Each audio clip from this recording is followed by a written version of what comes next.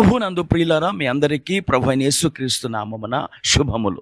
దురభిమాన పాపము అంటే ఏమిటి? కీర్తనల గ్రంథం 19వ అధ్యాయము 13వ వచనంలో దావీదు భక్తుడు దురభిమాన పాపములో పడకుండా నీ సేవకుని ఆపుము అంటూ దేవుని ప్రార్థించాడు. దురభిమాన పాపము అనే పదానికి ఇంగ్లీష్లో ప్రిజంప్టియస్ సిన్స్ అనే పదాన్ని వాడారు. యూదులు తమ పిల్లలకు 12 సంవత్సరాలు వచ్చే లోపే ధర్మశాస్త్రాన్ని నేర్పిస్తారు. దావీదు కూడా ధర్మశాస్త్రాన్ని నేర్చినవాడు. ధర్మశాస్త్రంలో మోషే ఈ ప్రిజంప్టియస్ పాపములను గురించి ప్రస్తావించాడు. ప్రిజంప్టియస్ పాపాన్ని చేసిన వారికి నిర్దాక్షిణ్యంగా మరణ శిక్షను విధించుట ధర్మశాస్త్రంలో మనం చూస్తాం. దానిని బట్టే దావీదు అట్టి పాపములలో పడకుండా నన్ను ఆపండి అని ప్రార్థిస్తున్నాడు. ఇంతకు ఈ ప్రిజంప్టియస్ లేదా దురభిమాన పాపము అంటే ఏమిటి? మొదటిగా దౌర్జన్యంగా చేసిన పాపాన్ని దురభిమాన పాపము అంటాము.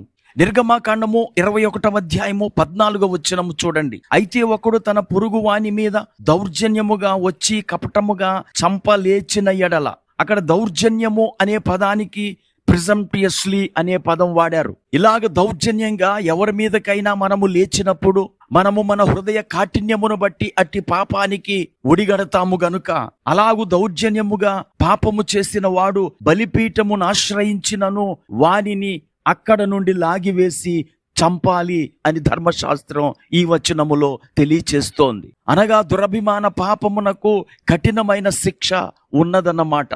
అలాగే దురభిమాన పాపము అనగా తెగించి చేసిన పాపము, తెలుసుండి చేసిన పాపము.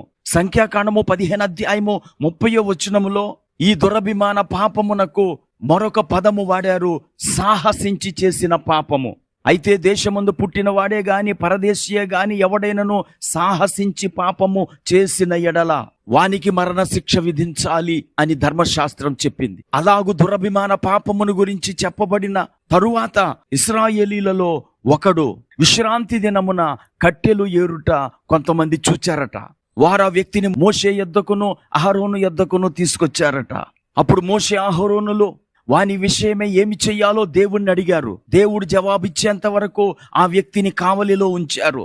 దేవుడు వాని విషయమై వారికి జవాబిచ్చాడు, వాడు మరణ శిక్ష నొందాలి అని.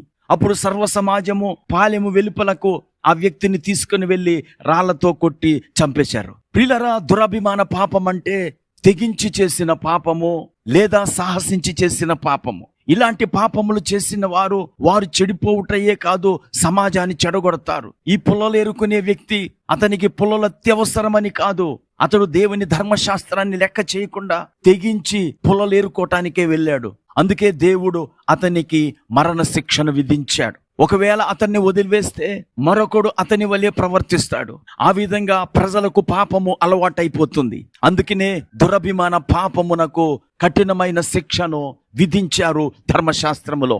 ఈ మాటలు వింటున్న ప్రియ స్నేహితుడా, సోదరి, దేవుని వాక్యమును ఎరిగి ఉండి అది తప్పు అని తెలిసి నీవు ఒకవేళ దానిని అతిక్రమిస్తే ఇతరులు నిన్ను చూచి చెడిపోయే అవకాశం ఉన్నది గనుక అది దురభిమాన పాపం అవుతుంది. అలాంటి పాపములో పడకుండా దావీదు ప్రార్థన చేసినట్లు మనము కూడా ప్రార్థన చెయ్యాలి. యెరోబాము ఇశ్రాయేలీలు పాపము చేయుటకు కారణమయ్యాడు గనుక అతని కుటుంబము అతని వంశము శపించబడినది.